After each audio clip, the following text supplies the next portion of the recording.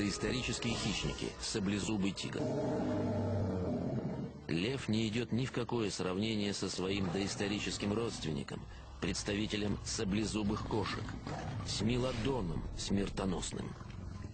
Смилодон отличался мощным телосложением, мог весить около 340 килограммов, что на 25% больше, чем вес самого крупного самца льва. И смилодон был гораздо серьезнее вооружен. 14 тысяч лет назад, когда люди-охотники начали завоевывать континент, этот свирепый хищник скитался по американским континентам.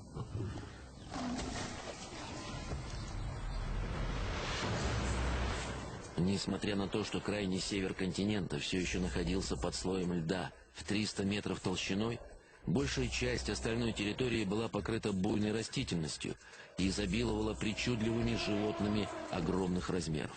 Могучие мамонты, гигантские ленивцы и древние бизоны, постоянно борясь друг с другом за выживание, противостояли одним из самых безжалостных убийц, которые когда-либо ходили по земле. Короткомордый медведь достигал 3,5 метров в длину. Это был самый крупный из всех медведей, которые когда-либо обитали на нашей планете.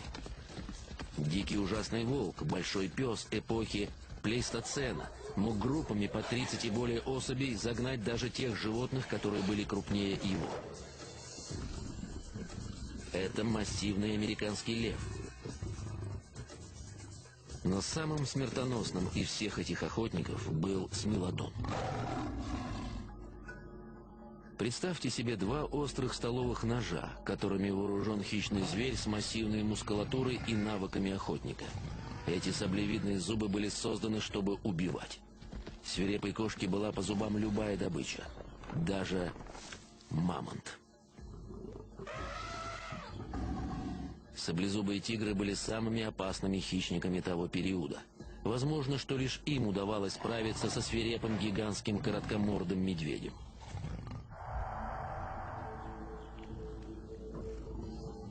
Саблезубые тигры правили на американских континентах. Но около 10 тысяч лет назад они внезапно исчезли.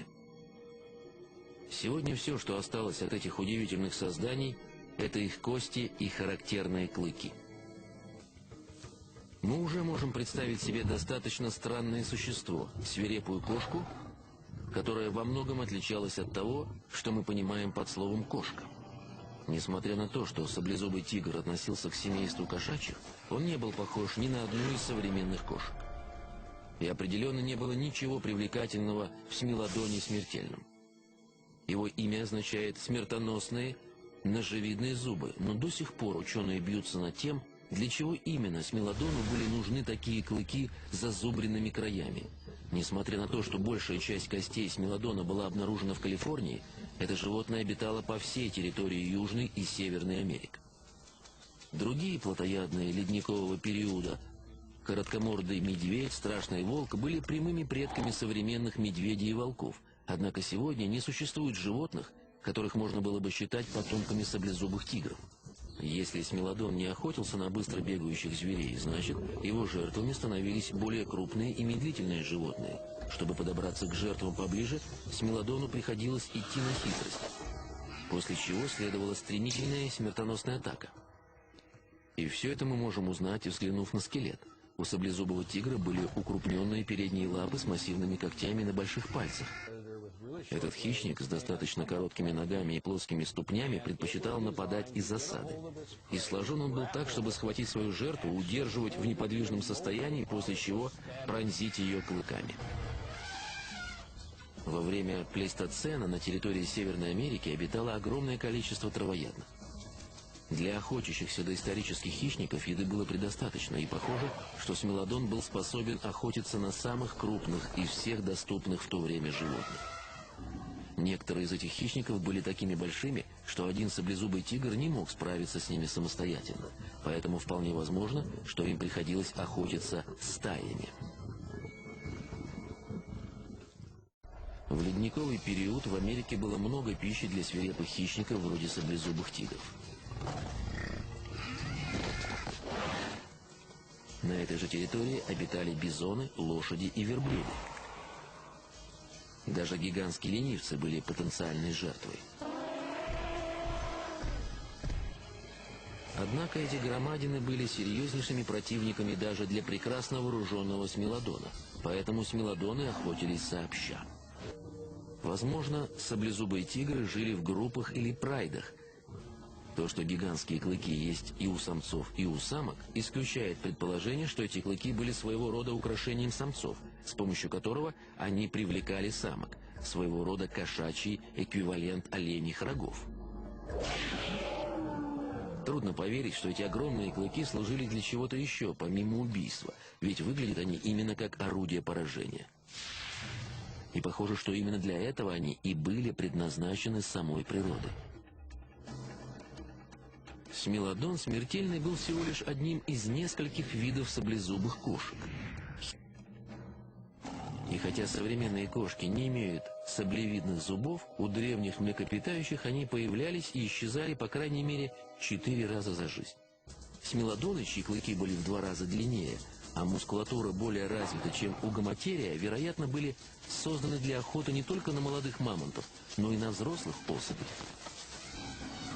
И неважно, как саблезубы охотились, в группах или поодиночке, они были способны убивать любых крупных хищников, живших в тот период. Как современные крупные представители семейства кошачьих, саблезубые были гиперплотоядными. Единственным типом пищи, который их привлекал, было свежее мясо, и чем больше, тем лучше. Удивительно, но нам нет необходимости подключать воображение, чтобы представить, чем питались саблезубые тигры. На протяжении почти 2 миллионов лет смелодон с его 17-метровыми клыками, способными перерезать глотку жертве, был одним из царствовавших на территории Северной Америки хищников. Неважно, куда наносился смертельный удар, в шею, живот или другую часть тела жертвы, саблевидные зубы были орудием убийства. Однако около 10 тысяч лет назад смелодон смертельный исчез с доисторической сцены действий. Его исчезновение по сей день остается загадкой. Но примерно в то же самое время, когда исчезли саблезубые кошки, на сцену вышли не менее опасные хищники. Они были на 2 ногах. Первые охотники, скорее всего, пришли через перешеек суши между Россией и Аляской. И некоторые ученые полагают, что именно люди и истребили саблезубых кошек. Но нет доказательств того, что люди активно охотились на саблезубых. На самом деле нет доказательств никакого взаимодействия людей и смелодонов. Вероятнее всего, люди избегали встреч с этими грозными хищниками. Конец последнего ледникового периода был трудным временем для хищников, которые питались крупными животными. В то время исчезали не только саблезубы. В тот же период вымерло большинство страшных волков. Чуть позже сцену покинули гигантские короткомордые медведи.